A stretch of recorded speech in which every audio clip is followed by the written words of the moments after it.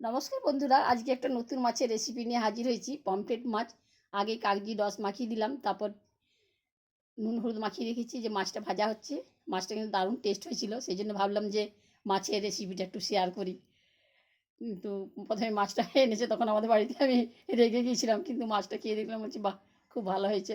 সব রকমের মাছ তো খেয়ে দেখতে হবে। মাছটা ভাজা হয়ে গেছে। মাছটা ভাজাও কিন্তু খুব সুন্দর হয়েছে। এবার কড়াইতে তেল দিলাম, তারপর একটু চিনি দিতে হবে যাতে একটু টেস্ট বাড়ে।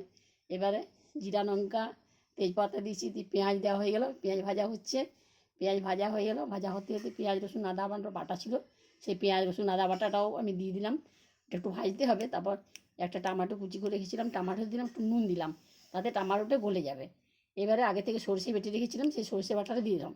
মাছের ঝাল দেওয়ার সময় একটু সরষে আর ওটাতে একটু জিরা আছে, ওটা আগের থেকে বেটে রেখেছিলাম, নাহলে মাছটা তিতা লাগবে। এবার বাটিটা ধুয়ে জল দিলাম, মাছের এরপর জল দিয়ে দিচ্ছি। মাছটা একটু কিন্তু ফুটাতে হবে, সর্ষে বাটা দিলে একটু বেশিক্ষণ ফুটলে কিন্তু মাছটা খুব সুন্দর হয়। এবার মাছটা দিয়ে দিলাম। মাছটা দিয়ে একটু খানিকক্ষণ থাকতে হবে যাতে মাছটা মাখা মাখা হয়।